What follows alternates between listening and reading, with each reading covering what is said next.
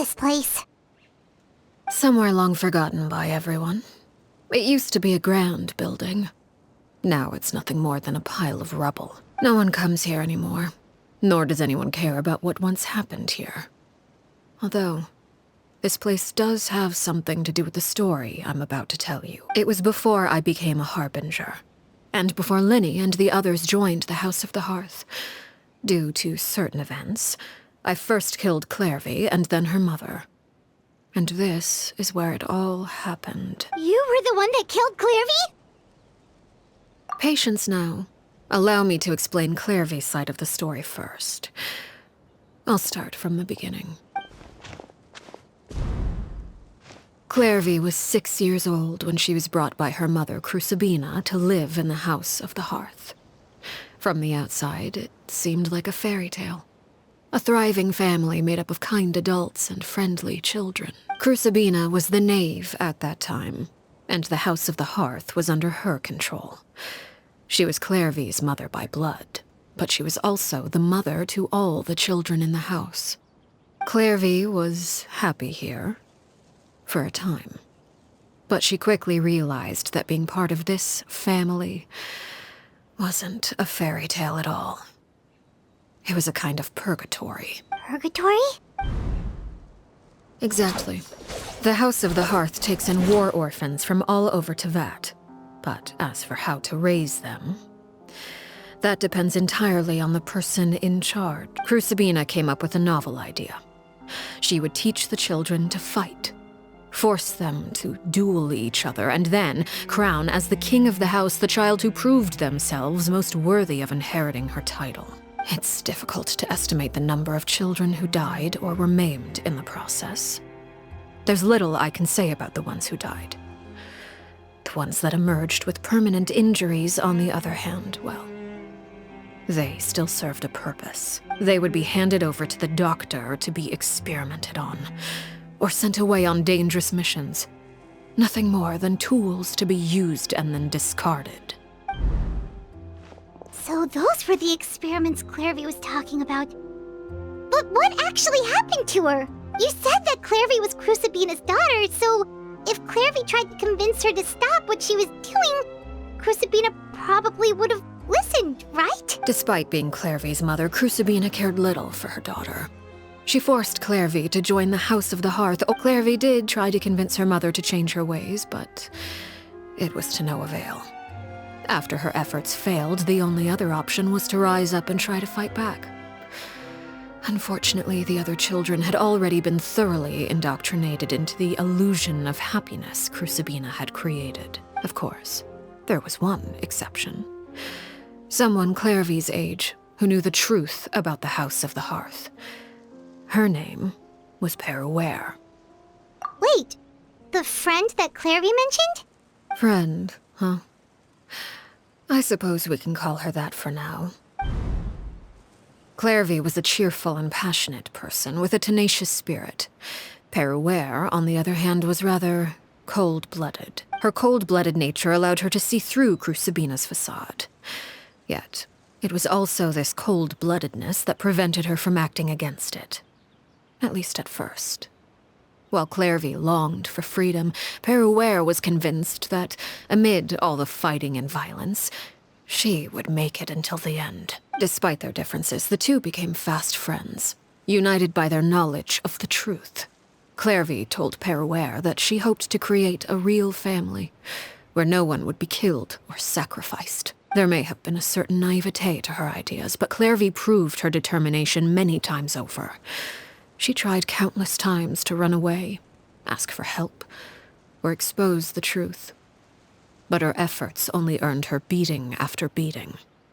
The only thing that kept her going was her strength of will. Even with her body racked with pain, she would still stand on her tiptoes and open the window at night. She and Peruere would look out at the moon together, a fierce longing for freedom shining in her eyes.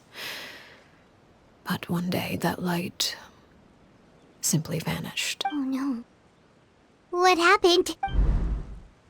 Her hopelessness resulted from a culmination of things. 10 years had passed. 10 years worth of failure after failure. She and Perouer weren't children anymore, but finding any chance to escape still seemed as hopeless as ever. It was during this time that Perouer suggested a new plan. If escaping was out of the question, why not take down the very person sitting on top of this throne of lies? Mother herself. Clairvy rejected that proposal. She claimed that, as a famous harbinger, Crucibina possessed an unimaginable amount of power. Trying to kill her would have an incredibly low chance of success. Clairvy never gave another reason, but Perouer could see it written all over her face. Clairvy still thought of Crucibina as her mother. Killing her own flesh and blood was a line she couldn't bring herself to cross. If she couldn't escape and fight back, then only one option remained. Precisely. Death was the only way that she felt she could be free. It happened during a duel. When she arrived at the dueling ring that day, her partner turned out to be none other than Perouer, the very person that had stood by her side all those years. It was a fierce battle, but ultimately, Clairvy decided to let Perouer end her life. From that moment on, Perouer's journey was one written in flames. When the rain finally came and washed it all away, there she stood, the sole victor in Mother's endless game of slaughter, a trail of corpses strewn across her path to success. It was the very result she had predicted 10 years prior. Even then, she believed she would make it until the end. She wasn't surprised by the fact that she emerged as Mother's undisputed heir. Rather, her success left her with an inexplicable sense of restlessness. She was unsettled. And there was only one thing that could quell that sensation. Perhaps you two would like to take a guess as to what it was? Crucibina, you mean? But... Correct. This is the place where Perouer killed her best friend. A mere year later, this is also the place where she fought tooth and nail to kill the mother they shared. The moment she acted, any conception of what was right or wrong ceased to matter. It's one of the principles of the house. Only those who survive get to write the rules. Perouer won the battle, and became a harbinger herself.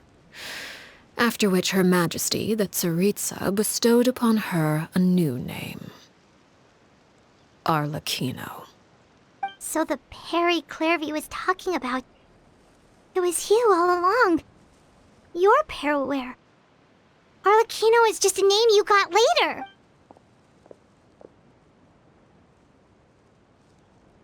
Clairvy.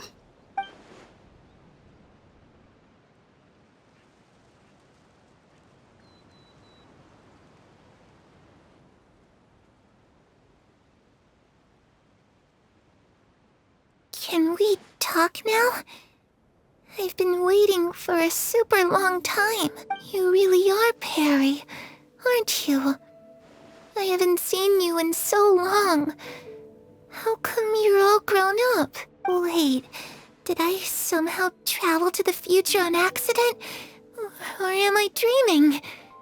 What a long dream. Neither. You died, Clairvy. That's what happened. You could have at least sugarcoated it a little. Look, she's still speechless.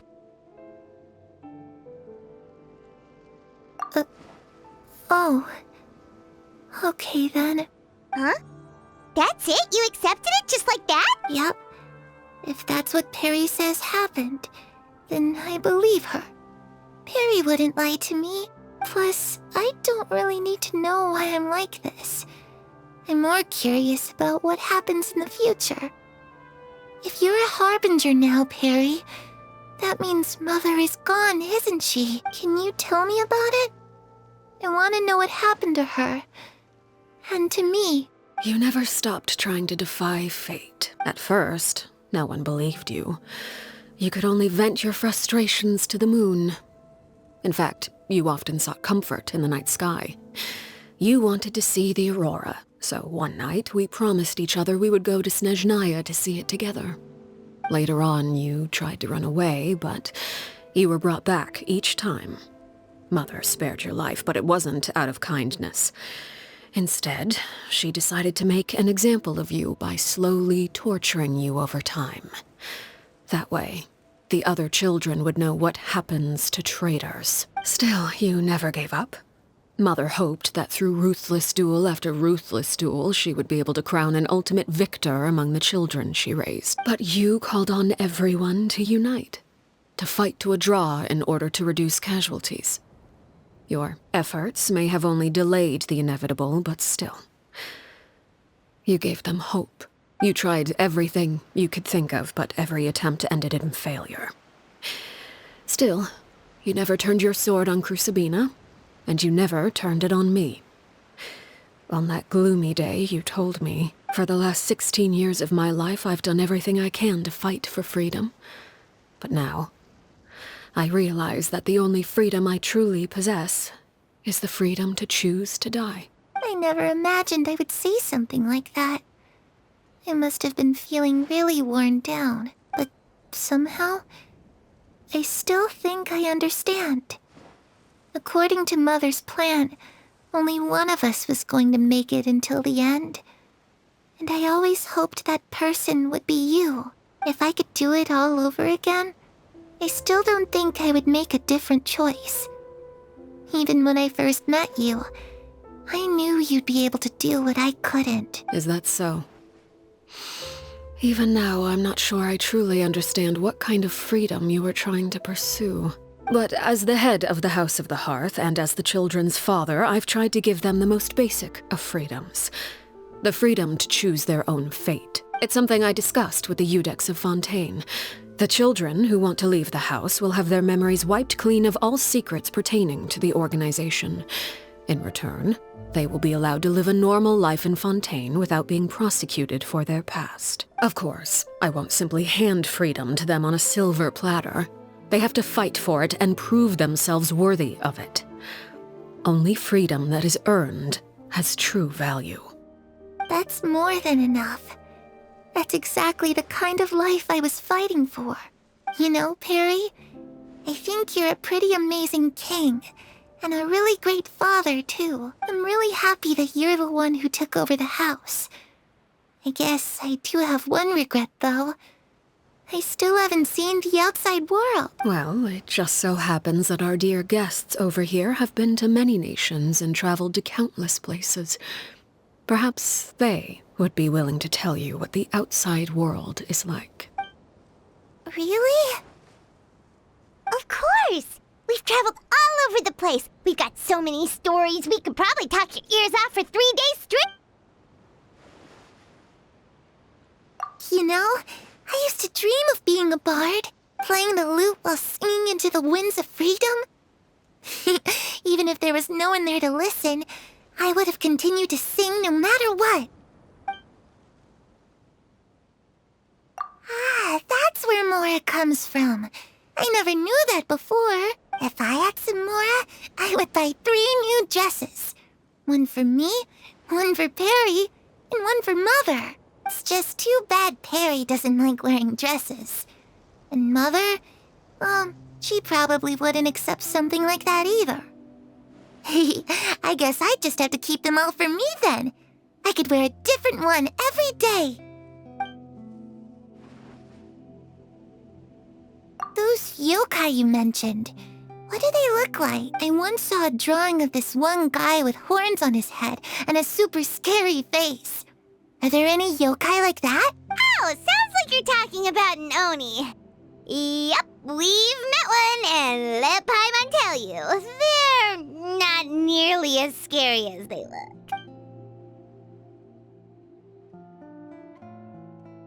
I was always too afraid to skip Mother's fighting lessons, but at the academia, I bet you could do all sorts of secret things in class. Things that have nothing to do with studying. I'm just kidding. Being able to study whatever you want without having to fear for your life actually sounds pretty great.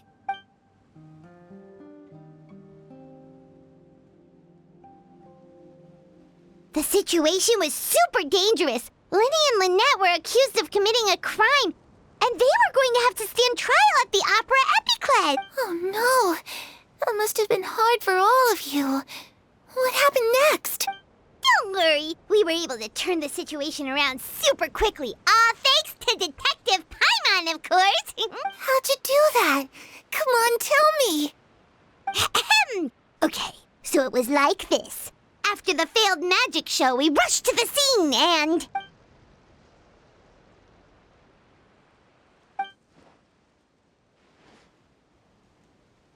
Shadows don't have the capacity to learn or grow. Any new information they encounter is quickly forgotten over time.